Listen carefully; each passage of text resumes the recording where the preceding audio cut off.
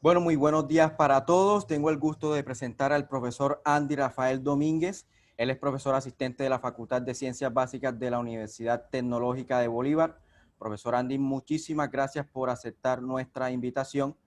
Él nos va a hablar en su ponencia de hoy, es titulada Teoría de matrices aleatorias en series de tiempo. Entonces, profesor, adelante. Ok, Giovanni, muchas gracias por la presentación. Bueno, vamos a presentar este trabajo que está vinculado con una tesis de maestría de uno de mis estudiantes, de Héctor Pinedo. Eh, y lo que vamos a hacer esta es como la agenda que hemos propuesto, vamos a hablar un poco de las motivaciones que han permitido el desarrollo de esta teoría, llamada teoría de matrices aleatorias. Luego miraremos algunos elementos o algunos de los teoremas fundamentales para caracterizar estas matrices y vamos a hacer unas aplicaciones en series de tiempo. En este caso, en señales electroencefalográficas de un proceso cognitivo de mucho interés. Y al final hacemos unas conclusiones respecto a los resultados que hemos obtenido. Bueno, el desarrollo de la teoría fue motivado por aplicaciones de sistemas matriciales sobre fenómenos físicos a niveles atómicos. Entonces, en mecánica cuántica, donde ha tenido como, o donde tuvo en un inicio los primeros, como las primeras motivaciones para una formalización y un posterior desarrollo de esta teoría. Pero en un sentido amplio, la teoría de matrices aleatorias, ¿qué hace? Lo que hace es estudiar las propiedades espectrales de matrices cuyas entradas vienen de un proceso estrictamente aleatorio. Y estas matrices tienen algo particular y es que son matrices cuyas dimensiones son bien altas o bien grandes, ¿sí? Entonces hay unos trabajos pioneros para entender esto, que son los trabajos de Eugene Paul Wigner. De hecho, pues estos trabajos le valieron el premio Nobel por allá en el 63. Entonces, a mediados del siglo pasado, él publica estos dos papers que son o se consideran como eh, el fundamento del inicio de esta teoría. Y lo que hace allí es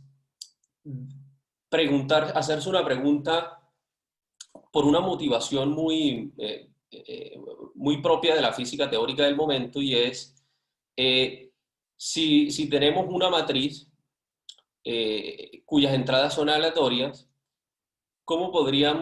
¿qué podríamos preguntarnos cuando estas matrices, en tanto que las dimensiones de ellas se hacen lo suficientemente grandes, cómo podríamos preguntarnos acerca o qué podemos decir acerca de la distribución espectral, es decir, de la distribución que tienen los valores propios asociados a estas matrices aleatorias?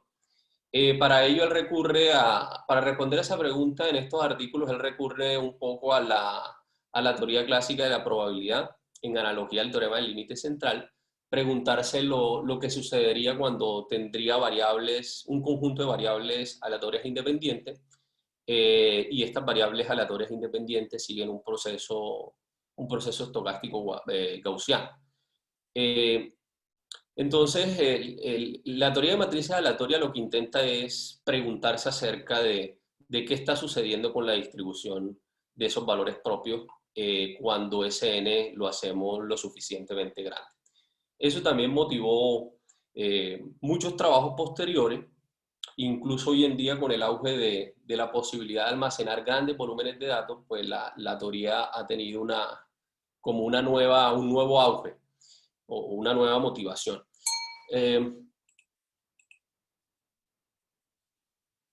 y es así como más adelante, por allá en el 67, estos dos investigadores, Marchenko y Pastur, trabajan y trabajan en el formalismo de esas bases que sentó Wigner y extienden ese trabajo inicial y proponen un teorema que se considera uno de los teoremas fundamentales que hay en matrices aleatorias.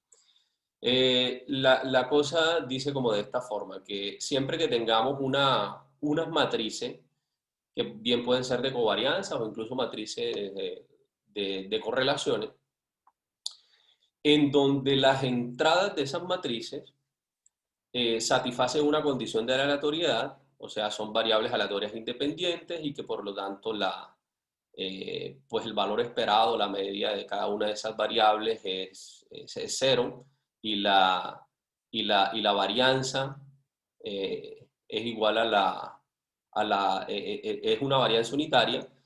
Es decir, se trata de matrices aleatorias gaussianas o normales, entonces, y conseguiremos que vamos a considerar el conjunto de los valores propios asociados a esa matriz de covarianza, como lambda sub j. Lo que ellos encontraron es que la distribución espectral, es decir, la distribución que tienen esos valores propios, se puede verificar a partir de esta siguiente definición que aparece acá.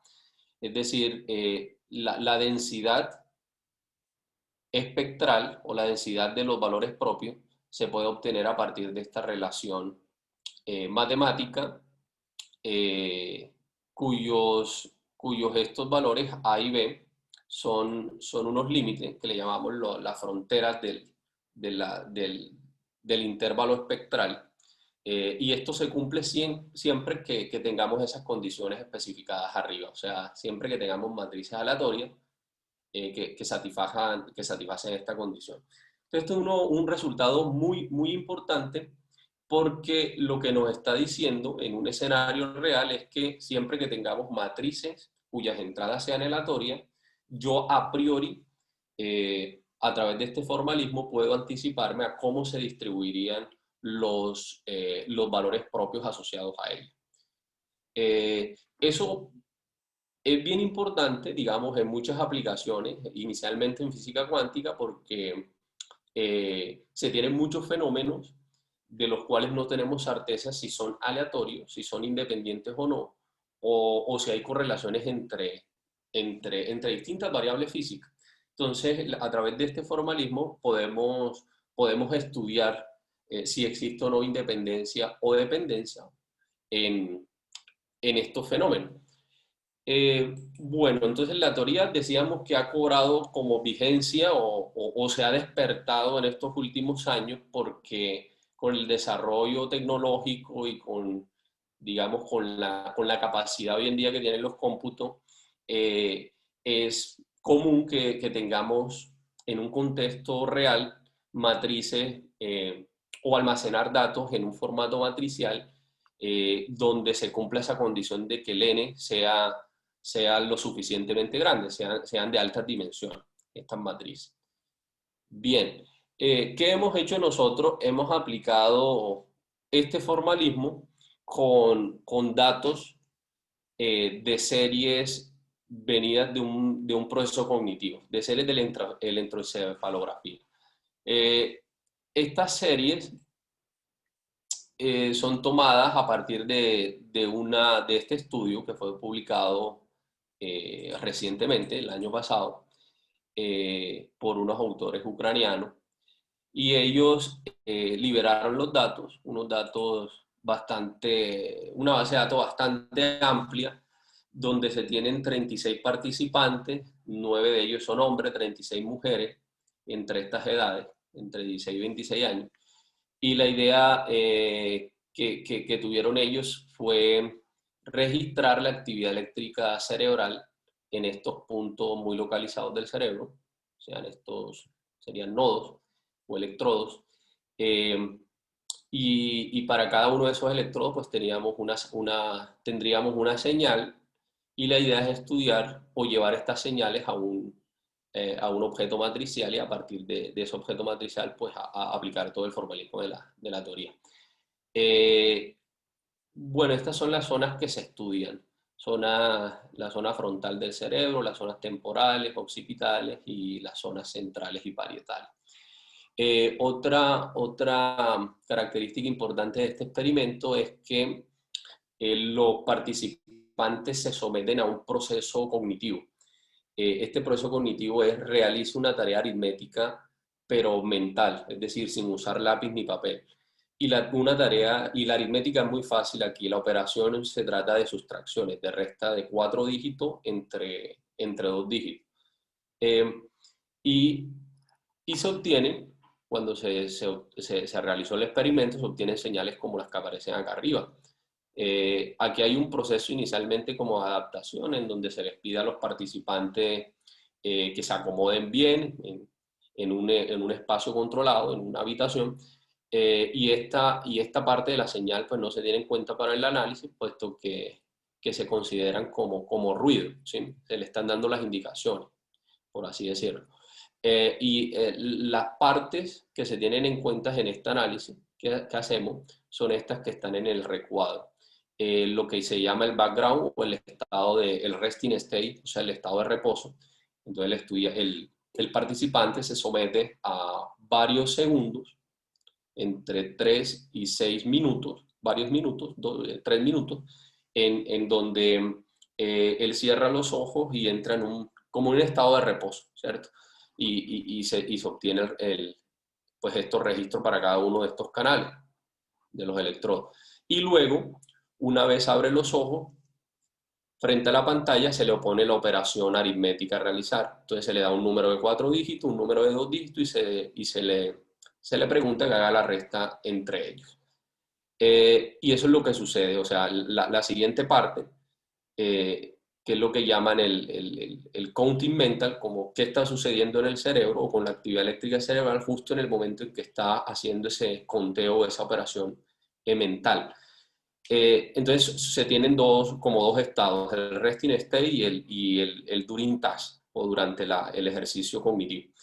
Entonces la idea que nosotros hemos seguido es coger estas matrices o estas señales, llevarlas a objetos matriciales y comparar qué sucede en el estado resting y en el estado mental.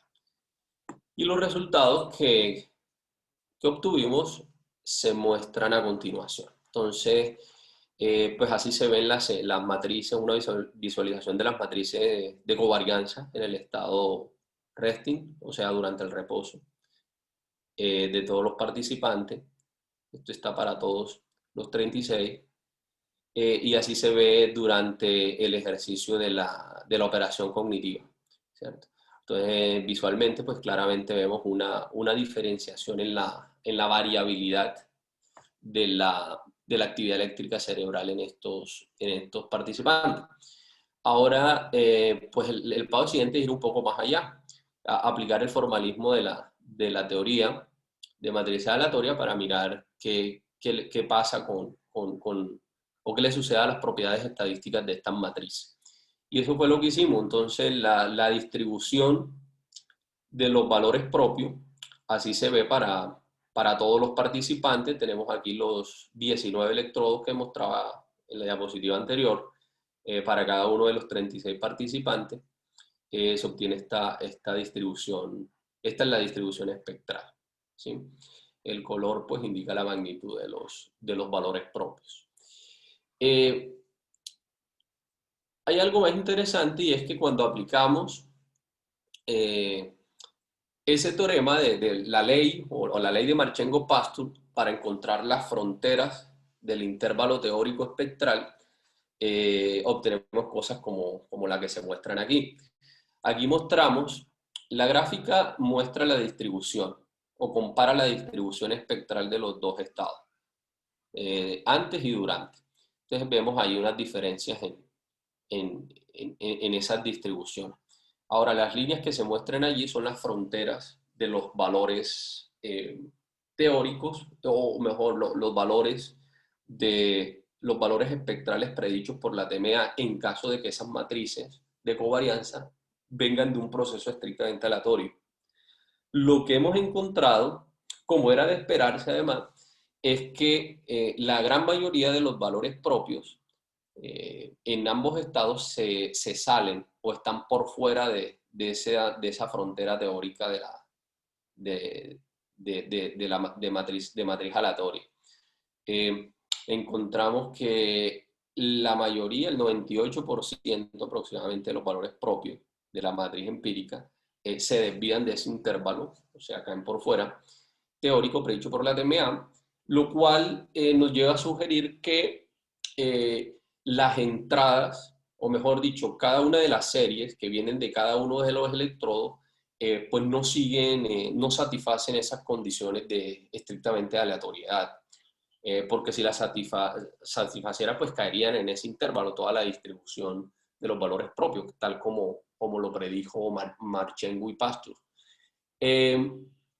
Ahora, si no hay independencia, pues eso quiere decir que estas series están muy correlacionadas, ¿cierto? Y estas correlaciones se pueden explicar en parte a la forma como están ubicados los electrodos en el cerebro.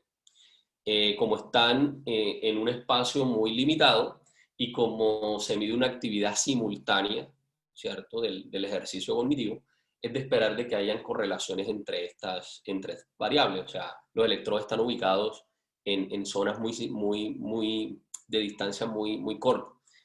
Entonces, era de esperar estas correlaciones, y este es el desvío, y el desvío de la teoría. Ahora, aquí hay un resultado que vale la pena comentar, y es que durante lo que está sucediendo en el cerebro durante el ejercicio de la tarea, frente al estado de reposo, hay unas diferencias allí entre la distribución o entre la cantidad de valores propios que uno se encuentra por fuera de esos intervalos. Esto nos lleva a hacer unos comentarios bien importantes, y con esto, no se muestran aquí, y con esto concluimos. Y es que esta es una teoría que nos permite, de alguna manera, detectar sincronización, o sea, uno de los fenómenos más interesantes en neurociencia. Y es cuando digamos, muchos puntos del cerebro oscilan a una misma frecuencia o emiten eh, esta actividad eléctrica a una misma frecuencia. Nos permite detectar sincronía, o nos permite más bien discriminar correlaciones triviales de no correlaciones triviales. Entonces, muchos de estos, todos estos valores que caen por fuera del intervalo también sugieren que hay procesos que hay que mirarlo, o sea, nos está sugiriendo que hay que mirarlo con otras teorías, la caracterización de estas señales. Dado que no se comportan de esa manera, siguiendo procesos estocásticos estrictamente brownianos, pues en última nos está sugiriendo abordarlo con otras teorías, por así decirlo. Es por eso que estas señales deberíamos caracterizarlas mejor con procesos estocásticos de memoria, y bueno, y ahí encontramos toda una gama de procesos. Entonces, uno de los trabajos que quisiéramos hacer en un futuro cercano es caracterizar estas señales con esos procesos para mirar y comparar con lo que hemos obtenido aquí. Uno de esos procesos es el proceso estocástico eh, que exhiben fractalidad con memoria, y estamos en ese proceso. O sea, hay varios métodos allí, como el análisis multifractal sin tendencia, nos permite cuantificar un poco qué está sucediendo allí con estas correlaciones no lineales. Y sí, digamos que hay también otra conclusión importante, es que la sincronización, o muchas de las neuropatologías se explican por la sincronización. Entonces, cuando el cerebro no sincroniza en los niveles que es porque esto está asociado a una de esas patologías.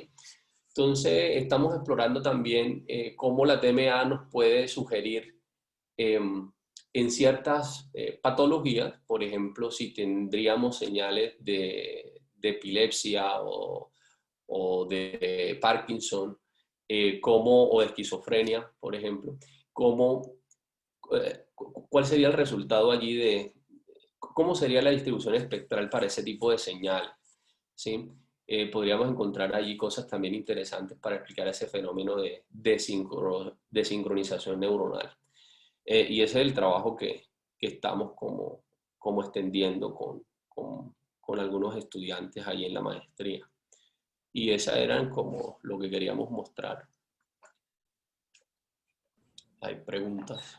Muchísimas gracias, profesor Andy, por su presentación del día de hoy. Bueno, si alguien tiene alguna pregunta, yo se la puedo pasar al profesor Andy. Puede levantar la mano aquí con la plataforma. Vamos a esperar unos segunditos, no sé. Ok.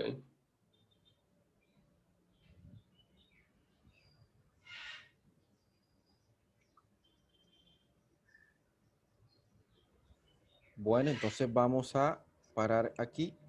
Profesor Andy, muchas gracias por su ponencia, muy interesante, el mundo de la neurociencia. Johan Pablo, gracias por su presentación. ¿Qué tanto puede influir el tiempo experimental? Es decir, que no fuese de 10 minutos, sino una hora. Sí, esa es una variable importantísima porque, eh, digamos, en neurociencia, como el objetivo aquí es estudiar qué le está sucediendo al cerebro inmediatamente antes de hacer la operación e inmediatamente después, o sea, o durante el ejercicio de la operación. Entonces, por eso se descartan todas las señales en este intervalo de tiempo, ¿no? Entonces, únicamente se toma esta fracción, o sea, ¿qué está sucediendo antes, inmediatamente antes? Entonces se dejan varios milisegundos allí y se captura esa señal, y lo que está sucediendo inmediatamente una vez le pongo la operación allí en la pantalla para que haga la operación aritmética. Entonces, digamos que sí, no, por eso en estos estudios no se toma en cuenta toda la señal, porque ya después de cierto tiempo esto se considera ruido. Es probable que el participante allí se distraiga en otras cosas y esa señal incorpore un ruido externo, ¿cierto? Que no da cuenta de lo que realmente quiero estudiar, que es como el focus en la operación aritmética. Entonces, sí, por eso se toman esos intervalos muy, muy pequeños de tiempo y no amplios. Bueno, profe, aquí alguien levantó la mano, pero no sé, bueno, es la profesora Vilma Viviana. ¿Se puede determinar diferencia entre mujeres y hombres? Aquí en este estudio no hicimos esa discriminación, eh, pero se podría hacer el ejercicio, dado que tenemos los datos de cuáles son los hombres y cuáles son las mujeres, podríamos hacer sí, ese ejercicio, pero en este caso no tuvimos en cuenta esto. O sea, los resultados que yo muestro acá, esto hace referencia de todos. Pero yo me atrevería a anticipar de que no habría diferenciación mucho, ¿sí? De que no hay, además por la forma que tiene la distribución de estos valores propios. Uno se da cuenta aquí, estos sujetos, independientemente de si son mujeres, parece seguir muy, como muy similar el comportamiento, ¿sí? No hay sí, algo así que permita discriminar. Pero no lo hicimos, pero sí, de pronto valdría la pena mirarlo. Bueno, la primera pregunta fue realizada por Sebastián Jojoa. Una pregunta de Johan Pablo. ¿Los participantes del estudio tenían algún problema cognitivo? No. En el artículo, pueden aquí ampliarlo. Ellos, no, digamos, se le hacen unos test psicológicos a estos participantes para descartar de que tengan dificultades cognitivas previas, ¿sí? porque claro, eso influiría mucho en los resultados. Si un participante presentase, no sé, alguna de estas dificultades. Entonces, previamente se hacen varios test psicológicos en donde clínicamente se diagnostica de que ese participante no tiene patologías cognitivas previas. ¿Sí? Bueno, Johan Pablo pregunta, ¿estudiantes con TEA o con TCC poseen alguna diferencia significativa? Estudiante, no, repíteme por favor, no entendí. ¿Estudiantes con TEA o TCC poseen alguna diferencia significativa? No, no. O sea, aquí no estamos, o sea, el estudio, como digo, no descarta, o sea, descarta dificultades cognitivas. Entonces, aquí no estamos valorando ese tipo de cosas. ¿Sí? Bueno, Simplemente el estudio o estos datos lo que muestran son qué está sucediendo en el cerebro de esta muestra de participantes antes, inmediatamente antes de hacer la operación aritmética, ¿cierto? Y durante la operación aritmética. Por eso se toma esta fracción muy cortica de tiempo, porque, porque ahí está la información digamos, la actividad cerebral eléctrica del durante, inmediatamente en el ejercicio del conteo mental, ¿cierto? Donde está haciendo. Y eso es lo que se quiere hacer acá. Ahora, valdría la pena como para un trabajo futuro mirar ese tipo por ejemplo, tener varios grupos, un grupo que presente una patología determinada, clínicamente ya diagnosticada, eh, que tengan, no sé, por ejemplo, algo que queremos extender es de pronto hacer un estudio con niños. Esto puede tener implicaciones en el neuroaprendizaje, entonces con niños que se les dificulte, no sé, cierta tarea cognitiva. No solo en matemáticas, esto también se puede llevar en otros ámbitos, entonces, por ejemplo, en el arte o en otros ejercicios cognitivos. Tener grupos, discriminarlos en función de alguna patología o lo contrario, estudiantes que siempre se destacan, por ejemplo, que al parecer tienen un talento para las operaciones aritméticas, tener esos grupos y aplicar, obtener las señales a partir pues de electrodos de todo este sistema experimental y analizar estas señales con el formalismo de la DMA para ver qué resultados se encuentra uno allí. ¿Sí? bueno, profesor, muchísimas gracias por su participación y a todos los asistentes para esta ponencia. Bueno, Giovanni, muchas gracias a todos, gracias por sus preguntas.